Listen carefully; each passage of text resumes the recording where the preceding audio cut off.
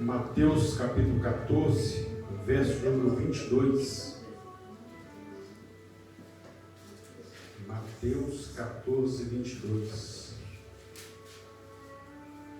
Amém? Diz assim: logo a seguir, compeliu Jesus os discípulos a embarcar e passar adiante deles para o outro lado, enquanto ele despedia as multidões. E despedidas as multidões, subiu ao monte a fim de orar sozinho.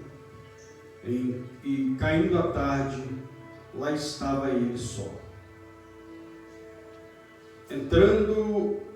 Entretanto, o barco já estava longe, a muitos estádios da terra, açoitado pelas ondas, porque o vento era contrário.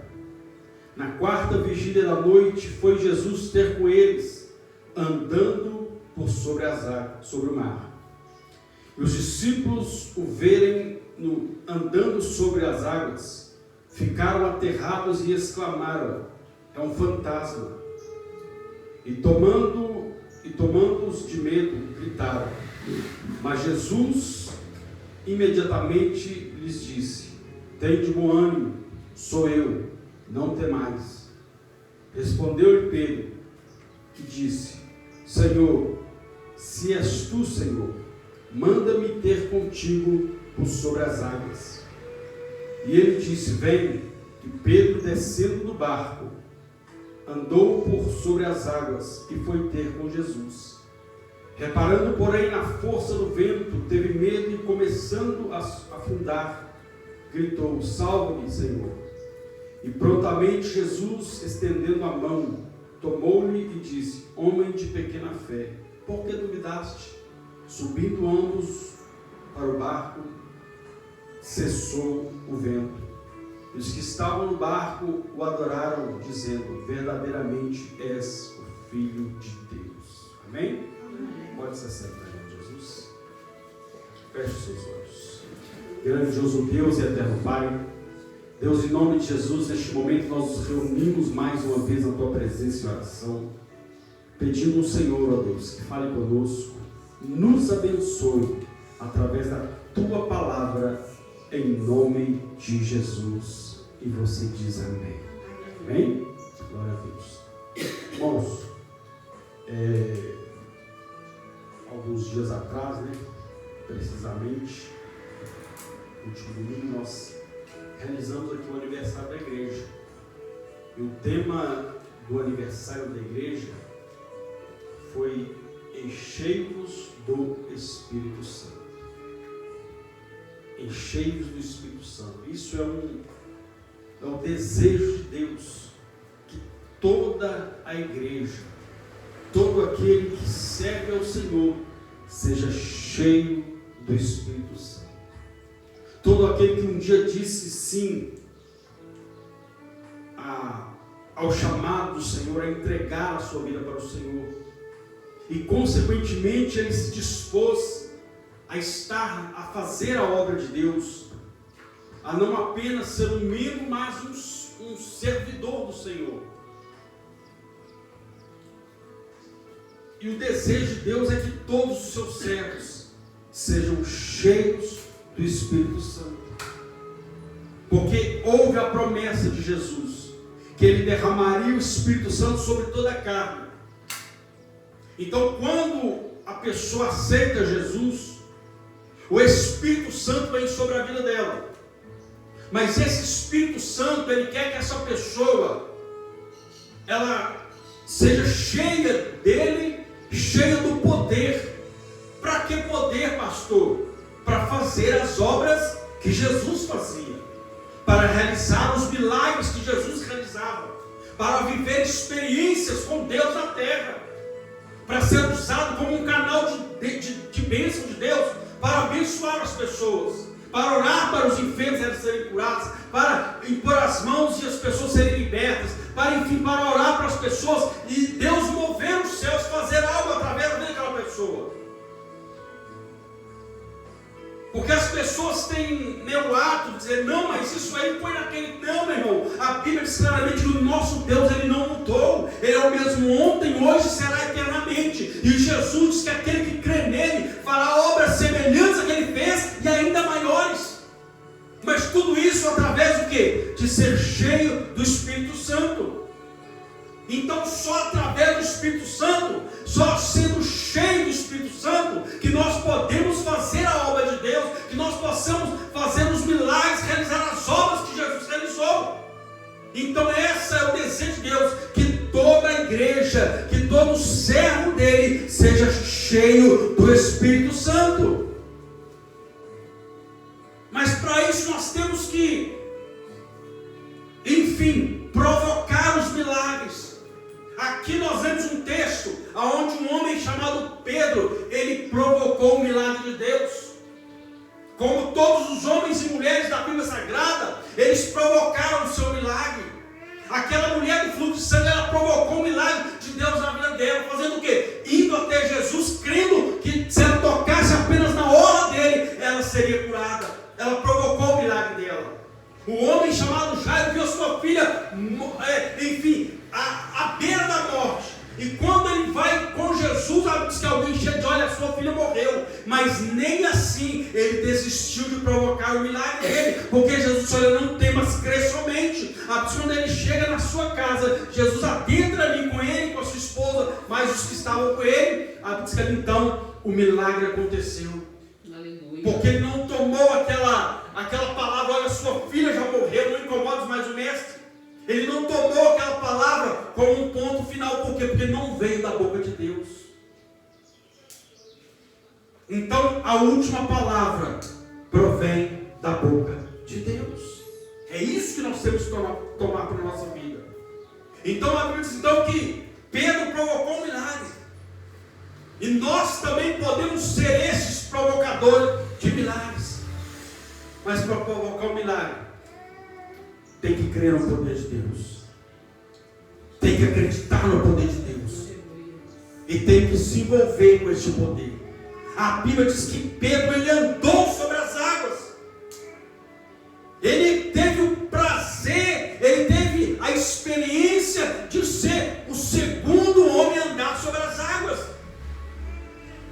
A Bíblia diz então que eles estavam pregando a palavra, estavam fazendo a obra. E a multidão aflorava. De repente eles terminam de fazer a obra e tinham que passar para a cidade de Genezaré. E a Bíblia diz que Jesus então, olha, entre no barco. Eles entram no barco. E a Bíblia diz que Jesus fica despedindo as multidões, abençoando as multidões para irem para suas casas. A Bíblia diz então que quando se passa, que ele termina de despedir as multidões, a Bíblia diz que Jesus sobe para o monte para orar.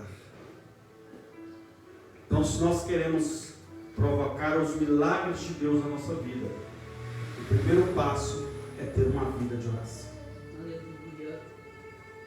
Então, todo milagre ele é decorrente de uma oração. Então não existe resposta, não existe milagre sem oração. É por isso que eu amo a Bíblia, irmãos. E a Bíblia a gente tem que, enfim, tem que ser o nosso alimento, né? A Bíblia diz que pessoas costumam não ler a Bíblia e dizer não, que Elias chegou e falou assim: não, segundo a minha palavra não vai chover, pregam isso, e ele falou, mas ele falou, tão certo como vive o Senhor, não vai chover, e não choveu. Tem pessoas que dizem que Elias só chegou e falou, segundo a minha palavra não vai chover. Não é isso, a Bíblia diz que eles estão certo como vive o Senhor, segundo a minha palavra não vai chover. Só que lá no livro de Tiago, na carta de Tiago, a Bíblia diz claramente, Tiago escreve lá que antes que não chovesse, e para parar de chover, a Bíblia diz que Elias, ele orou ao Senhor. Então ele não simplesmente, não, ele orou ao Senhor. Então por trás da ação dele, por trás da ação dele de invocar o milagre para que não chovesse, para que voltasse a chover, ele orou ao Senhor. Então todo milagre, ele é decorrente de uma vida de oração. Aleluia. As pessoas querem ver milagres, as pessoas querem ver Deus operar, mas não oram. Muitas vezes ela quer que outro orar, pastor. Se o fulano pode acontecer, mas Deus quer que você também ore. Deus quer que a pessoa também pague um propósito de oração. Porque tem pessoa, mas fulano orou, não aconteceu nada, e às vezes coloca a culpa no pastor, coloca a culpa, né, até no próprio Deus. Mas a pessoa não ora. Ela quer que alguém sempre faça alguma coisa. Foi igual aquele homem, estava esperando que alguém jogasse dentro tanto para o milagre acontecer na vida dele. Então nós temos que desenvolver uma vida de oração, se queremos ver o milagre de Deus. Então Jesus começou a dar receita. Ele foi orar. E a Bíblia diz que caindo à tarde, lá estava ele só. E lá estava ele o quê? Só. Então tem orações minha e sua com Deus, tem que ser, é só você e Deus. Sabe por quê, meu irmão? Porque tem gente que não vai acreditar na hora que ver a sua oração. É verdade. Tem gente que vai, fulano está doido, fulano está. Fulano endoidou, vamos por aí. Mas a pregação do Evangelho, para aqueles que não creem, é loucura mesmo. Mas para nós que cremos, é o poder de Deus. Mas tem horas que, se nós queremos ver, é só nós e Deus. Tem pessoas que não vão acreditar naquilo que você está pedindo da parte de Deus. Tem pessoas que não vão dar crédito. Então tem momento que é você Deus. Porque tem gente que não acredita em mim. Infelizmente tem gente que às vezes está dentro da casa, mas não crê em milagre. Não crê. A pessoa só sabe reclamar, está assim, está assim, mas porque ela não crê. Não porque eu vi, não, é porque não crê, meu irmão. A resposta é essa. Não crê, pronto, e acabou. Não crê. Mas por quê? Porque não ora. Porque quem não crê, não ora. Por que eu vou orar por uma coisa que eu não creio? Eu só vou orar por aquilo que eu creio. Então a pessoa ela não ora, mas ela só sabe o quê? Reclamar, está assim, está assado, eu estou assim, eu estou assado, mas porque não ora. Então tem que orar. E tem oração que eu disse para você, tem oração, tem pedido seu para Deus que ninguém precisa ficar sabendo, é só você e Deus. Porque tem pessoas, se você contar para ela aquilo que você pediu para Deus, ela vai dizer que você está doido. Deus não pode fazer isso, porque eu não creio em Deus. Porque o nosso Deus, para ele, não existe a palavra impossível. Ainda mais andar sobre as águas. Aos olhos humanos, nunca poderia acontecer isso. Nunca. Aos olhos carnais, aos olhos de quem não crê, isso aqui é, até para quem não crê na Bíblia, isso aqui é historinha, mentira. Mas para nós é o poder de Deus, é verdade. Isso é para quem crê. A Bíblia diz então que ele foi o segundo homem a andar sobre as águas. Olha o que a Bíblia diz. Aí Jesus então está orando. De repente, na quarta vigília da noite, ou seja, era de madrugada, os discípulos estavam, ou seja, a única coisa que eu imagino que clareava lá era a lua. Era a lua. Ou uma lamparina que eles tivessem ali também. Mas estavam lá, de madrugada. A Bíblia diz que de repente as ondas açoitavam o barco. E a Bíblia diz que porque o vento era contrário. O vento era o quê? O vento era o quê? Contrário. Se nós queremos ver milagres acontecer, meu irmão, se prepare para encontrar coisas contrárias àquilo que você crê. A gente sempre vai encontrar alguém que vai ser contra aquilo que nós cremos. Isso é fato. A gente sempre vai encontrar situações contrárias. Vai ter situações para tentar desanimar, para tentar fazer você desacreditar daquilo que você está buscando. Isso aí é fato. Vai ter situações que vão ser contrárias. Sabe que o vento era o contrário. Por quê? Porque o propósito do vento, ou seja, porque eles não chegassem lá. Para que eles pensassem, vamos morrer aqui. Ainda mais veio Jesus aqui conosco. Mas teve uma situação que até com Jesus no barco eles temeram pela morte. Então a questão não é estar com Jesus, a questão é crer que Jesus pode fazer o milagre acontecer. Amém. Porque tem pessoas que estão na casa de Deus, até crê em Jesus, mas não crê no milagre que Jesus pode fazer, não crê no que Ele pode fazer. Eu sou de Deus, você é de Deus, você pode ser de Deus, mas Deus é seu.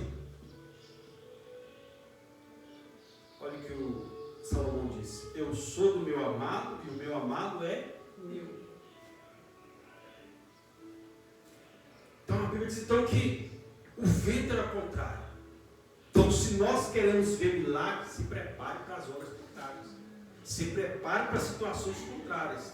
Mas independente que venha situações contrárias, aquele que fez a promessa, ele é fiel e justo para cumprir. Ainda que venha situações adversas, aquele que fez a promessa, ele é fiel e justo para cumprir. A Bíblia diz então que o vento era o contrário. De repente, na visão dos discípulos, para piorar, diz que eles veem alguém andando sobre as águas. Nunca viram aquilo. Diz que eles ficaram assustados, ficaram espantados. Porque é assim, meu irmão, quem não crê em milagre fica espantado. Então quem não crê em milagre vai ficar espantado naquilo que Deus vai fazer na minha e na sua vida.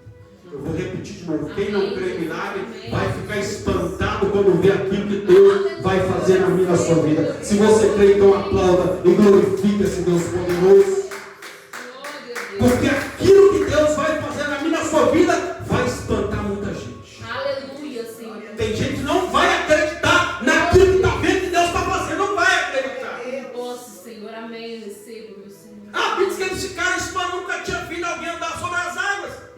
A primeira coisa que vem na mente dele é um fantasma. E a gente, quando eu, pelo menos na minha época, história de fantasma, a gente ouvia muito. Desenho de fantasma. A gente ficava pensando, fantasma? Né? E muitas vezes alguns para pôr medo dos outros falavam, tem um fantasma aqui, vamos dormir. Aí tem gente que não dormia porque ia ficar com medo do fantasma. E aqui eles ficaram assustados, é um fantasma. Ou seja, eles passaram a acreditar naquela história que eles acreditaram que era mentira. Fantasma não existe, meu irmão. Não existe fantasma. Mas a gente, quando é criança, não ouvia, então a gente ficava com aquela coisa. Mas a gente vai crescendo, esse negócio fantasma, conversas fiadas, fazia aquilo para assustar a gente. Mas eles voltaram lá no passado e começaram a acreditar, porque viram algo que nunca tinha visto. Só um fantasma para andar sobre as águas.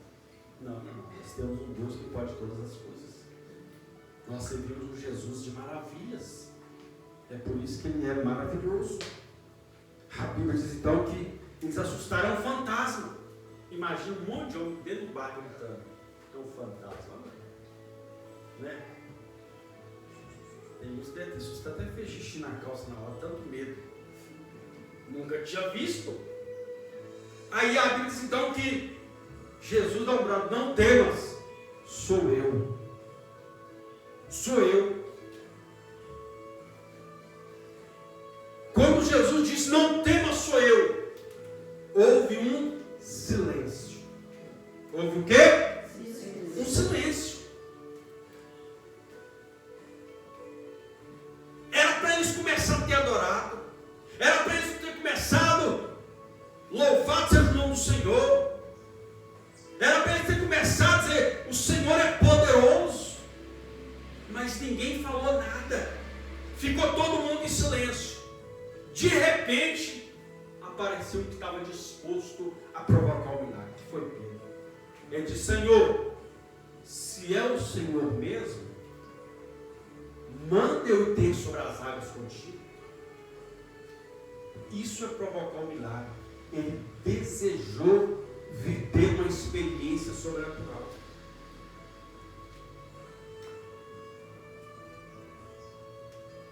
Não adianta às vezes eu orar. Não adianta às vezes eu pedir. Se na hora que o milagre está acontecendo eu começo a duvidar. Começa a duvidar. Você vai entender isso no final disso. A Bíblia diz, olha, se é o Senhor, manda eu ir ter contigo. Ou seja, eu também quero andar sobre as águas. Então, já que é o Senhor, eu também quero uma experiência dessa. Aí eu te pergunto, você está disposto a querer ter experiência com Deus? Vou perguntar, você está disposto a querer ter experiência sobrenatural com Deus?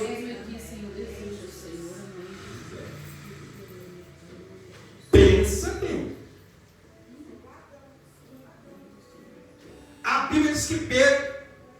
Senhor manda em quê? Eu quero sim, já tive, mas quero continuar tendo experiência sobrenatural com Deus. Só que, olha o que a Bíblia diz. Respondendo-lhe Pedro, e disse: Senhor, se és tu, Senhor, manda-me ter contigo por sobre as águas. E ele disse: vem. E Pedro descendo do barco. Pedro o quê? Descendo do barco. Pois é.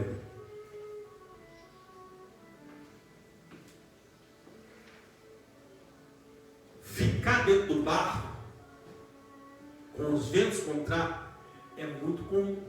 É cômodo demais ficar dentro do barco. Para viver o sobrenatural de Deus, tem que sair da zona de conforto. Aleluia, Deus. Verdade, Senhor. Pastor, que zona de conforto é essa? Eu estou acostumado a orar só uma vez por dia, então ora 3. Pastor, estou acostumado a fazer jejum só uma vez, então faz mais de um dia na semana de jejum. Pastor, estou acostumado a ler apenas um capítulo, então ler um livro dentro de uma vez. Então isso é o que? Sair da zona de conforto. Pastor, estou acostumado enfim, ou seja, é só, como diz, é só o arroz com feijão. Então saia do arroz com feijão. Fala em arroz com feijão, o churrasco está chegando, maravilha. Então tem que sair da zona de conforto, irmão. Tem que querer estar disposto, então saia da zona de conforto. Passe a fazer mais daquilo que você já faz. Então, se nós queremos ver algo sobrenatural, temos que ter atitudes que vão provocar o sobrenatural. Então, Pedro saiu do barco. Senhor, não é melhor o senhor vir aqui pegar na minha mão? Não. Pedro, então vem. Diz que Pedro, então, saiu do barco. Então, saia da zona de conforto. Saia da zona. Comece a fazer propósito de oração. Comece a fazer propósito de oração. Pastor, nunca fui no monte, não passo nem no monte. Então vai começar a fazer coisas que vão atrair o milagre. Sair da zona de conforto. Então, Pedro, então não sei o que, então tem que sair do barco. Saiu do barco, começou a andar. Começou a viver o sobrenatural de Deus. Só que olha o que aconteceu. Quem é que quer viver experiências sobrenaturais com Deus? E descendo do barco, andou por sobre as águas e foi ter com Jesus. Reparando, porém, na força do vento, teve medo e começou a afundar. E gritou: Senhor, salva.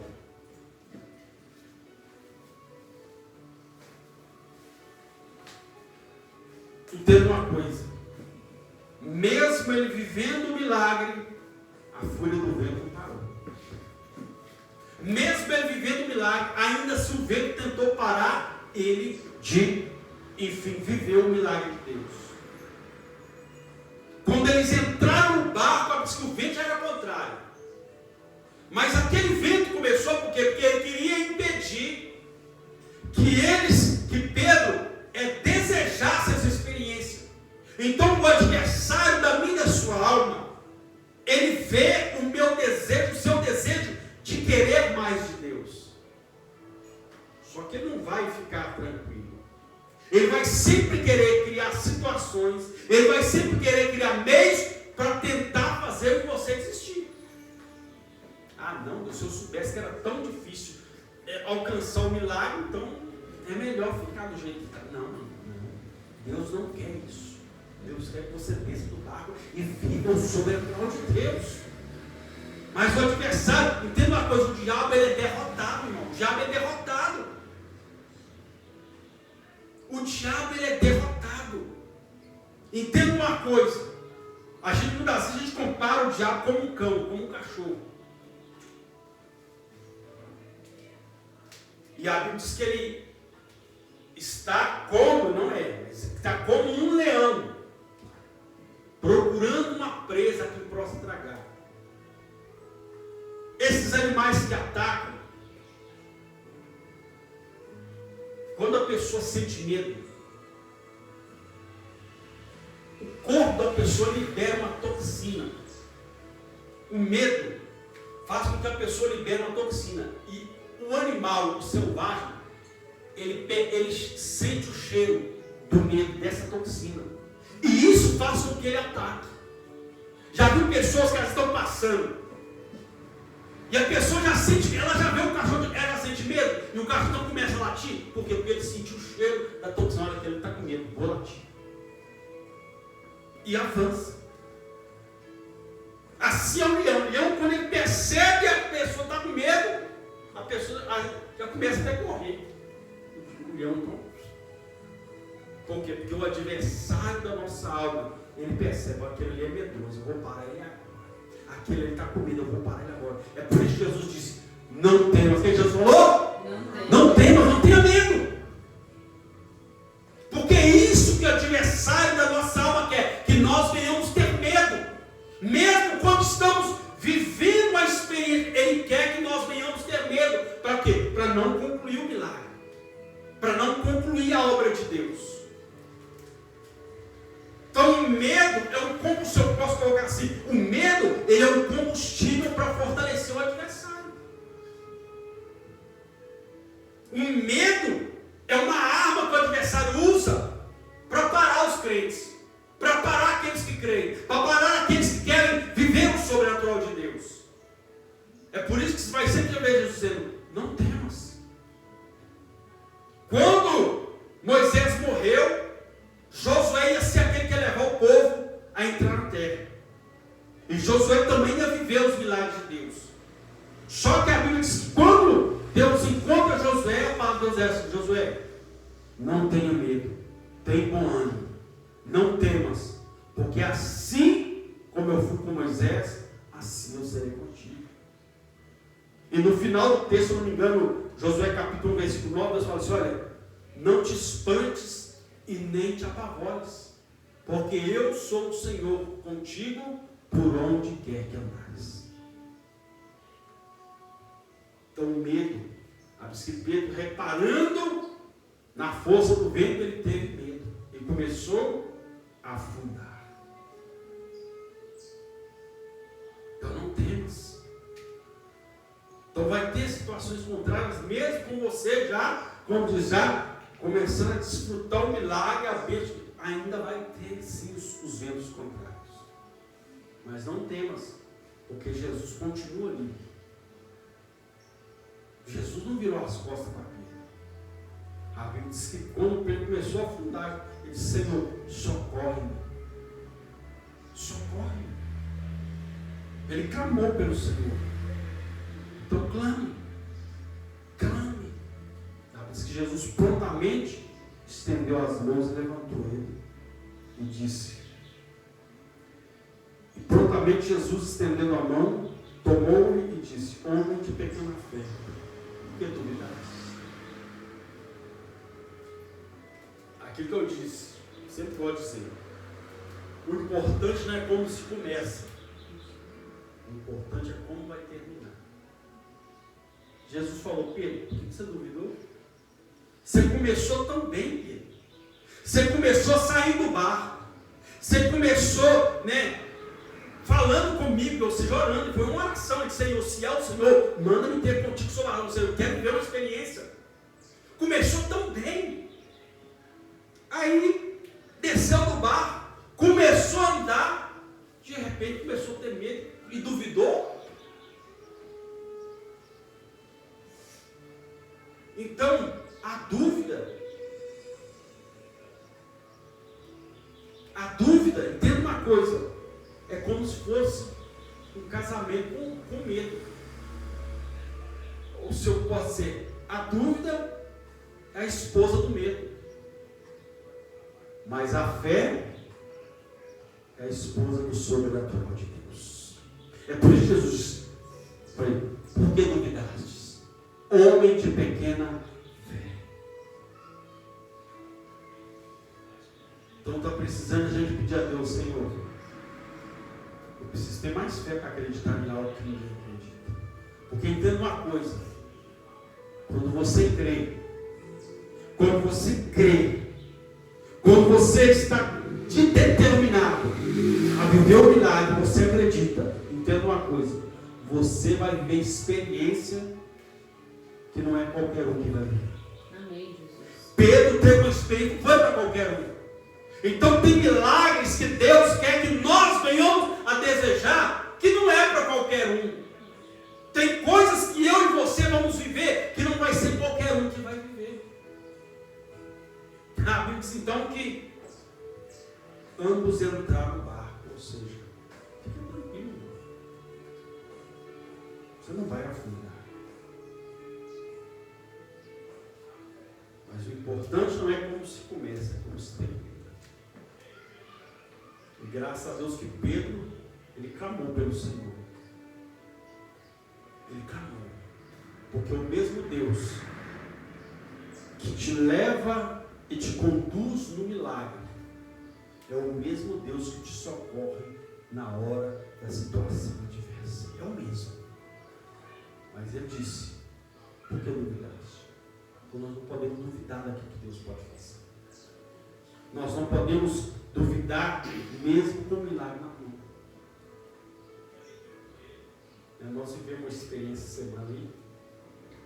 E nós, minha esposa, ela se pediu algo, Deus fez, e realmente eu já tinha muitos anos atrás, eu tinha que parar para falar isso. Deus fez na vida dela, e ela questionando aqui, a mãe não pediu. E a minha enteada falou para ela, não, a senhora pediu, agora seu pai reclamando. Não, se a gente pediu e Deus fez, é só tomar posse da glória. Eu ainda falei com ela, você fez o seu trabalho. Está crescendo. Ela sempre me fala, olha, a gente tem que valorizar o trabalho das pessoas. Não, ela tem que valorizar o trabalho dela. Então, se alguém está pagando é porque está valorizando. Então, nós temos que valorizar. A gente não está perdendo tempo, a gente está exercendo o nosso papel. A gente tem, o próprio Jesus fala que o trabalhador, ele é digno do seu salário. Se recebeu, é digno do seu salário. Então, não podemos. Então, Pedro viveu no milagre, Senhor. Na hora do milagre, ele teve medo.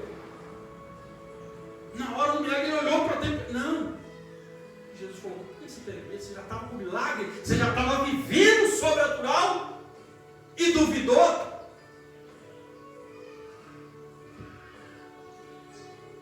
Mas tudo isso por quê? Porque ele tirou o olho de Jesus. Enquanto ele caminhava olhando para Jesus, ele continuava vivendo o milagre. Enquanto ele estava indo até Jesus, olhando para Jesus, ele continuava andando sobre as águas. Mas o texto diz claramente, e reparando, porém, na força do vento. O problema é quando você começa a reparar naquilo que está à sua volta e tira o foco daquele que te chamou para viver o milagre. O próprio Jesus falou, Pedro, desce do barco, velho. Foi Jesus que chamou, é Ele quem nos chama a viver o milagre. Então não podemos reparar na força do vento, não podemos reparar nas situações diversas. Continua focado nele, continua com os olhos fixados nele. Olha o que Paulo disse, eu prossigo para o alvo. Eu prossigo para o alvo, para o prêmio, para receber o prêmio da soberana vocação que há em Cristo Jesus. Então nós temos que ter o quê? Alvo. O nosso alvo ele é Cristo. Quando Pedro tirou os olhos do alvo que era Cristo, ele começou a afundar. E assim tem um monte de gente na frente. Começa muito bem, andando, Deus usando, começa, vamos dizer, a fogo puro. De repente, tirou o olho de Jesus e começa. Então não tira os olhos de Jesus, porque Ele é aquele que nos conduz a viver uma vida de sobrenatural de milagres. Amém? Você crê, então aplaude e glorifique esse Deus todo-poderoso. Amém? Volte para o seu nome, Jesus.